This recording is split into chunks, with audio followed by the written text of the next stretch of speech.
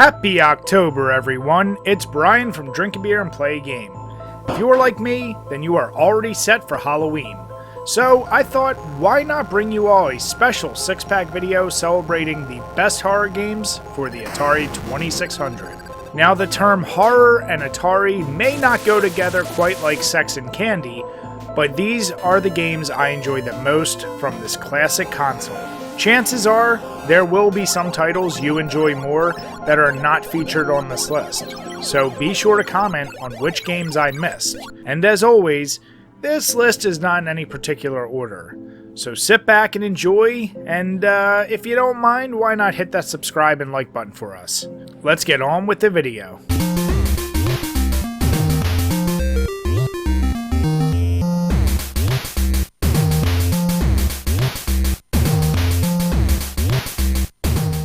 You cannot mention horror games and the Atari 2600 without talking about Haunted House. Sporting one of the best cover arts in the Atari catalog, Haunted House was released in February of 1982, and has been credited with spawning the survival horror genre. The story revolves around a protagonist searching through an old mansion in the small town of Spirit Bay, which was owned by a mean old man named Zachary Graves. The players depict it as a pair of floating eyeballs because this mansion is pitch black, until you use your matches, which allow you to see a small radius around the player. As you investigate the mansion, you will be attacked by bats, spiders, and the ghost of Mr. Graves.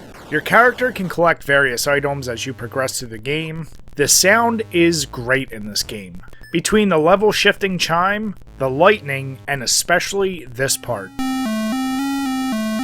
This really is a perfect horror game suitable for all ages that is still fun to play today. After the release of the infamous 1979 sci-fi classic Alien, everyone knew that it would spawn video game adaptations. And the first of these adaptations was for the Atari 2600, titled Alien. Developed and published by Fox Video Games, you control a human who has to find all of the alien eggs in a maze while avoiding 3 lurking aliens.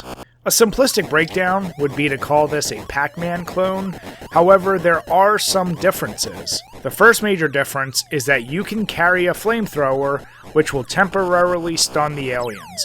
And there are bonus rounds which play almost like Frogger. The sound is a bit jarring in this game, especially with the walking, but I do appreciate the siren in the background.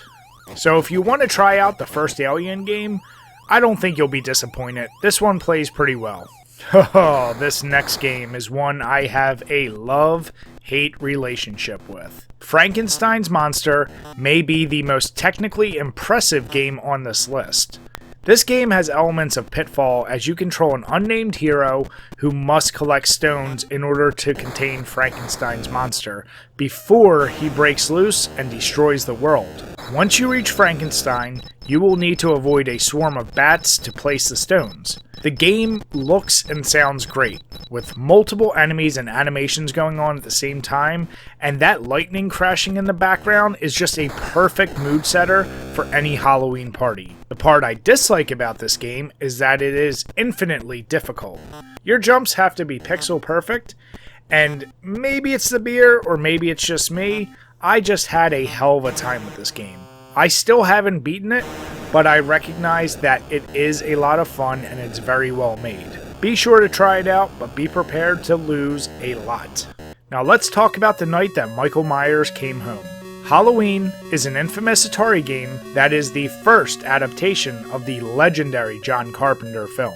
Released in October of 1983, this game follows the plot of the movie to a T. Playing as Laurie Strode, although they just name her the babysitter, you have to find the children in this house and help them escape as you are being chased by Michael Myers. The music in this game is a great rendition of the Halloween theme.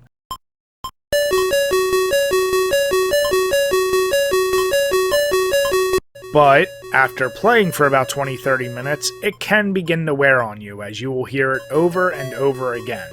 Still, I personally love it.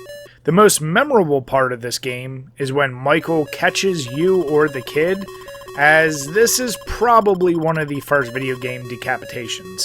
I really enjoyed playing this, and every once in a while, I will turn it back on. Keep in mind, the game is insanely expensive, so be sure to try it online before committing to the purchase. Speaking of expensive games, our next title is none other than the Texas Chainsaw Massacre. Also released in 1983, this game is the first and only adaptation of the 1974 film, and the first licensed horror video game. What makes this game so special is that you play as Leatherface, searching around for your victims, wielding that classic chainsaw.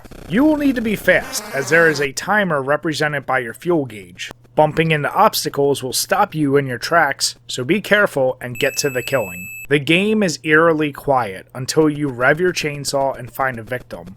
Their screams are the only other sound you will hear. This game is truly unique and ahead of its time, and even though we have Leatherface in Dead by Daylight, I long for a new Texas Chainsaw Massacre game. I would highly recommend this one as it is very fun.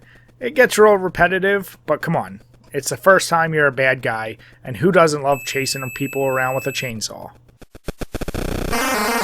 The final game for this list is yet another 1983 release, I promise that was not on purpose, with Ghost Manor. Of all the games on this list, and of most Atari games, this has to be one of the most complex. You have 5 different stages to navigate through, as your ultimate goal is to find and defeat Dracula and rescue your boyfriend or girlfriend. I absolutely love this setup for the final fight, as you have to go through the first stage collecting spears from a rainbow ghost in a cemetery, and then you have to use those spears to fight an axe-wielding mummy and a whole bunch of other enemies in front of a castle, to navigating through this maze of coffins and search for a cross, which you will later use to push Dracula into a cell. Once you banish him forever, there is actually an end scene, which most Atari games don't have. This is an underrated horror title for the Atari that should be shown a little more love.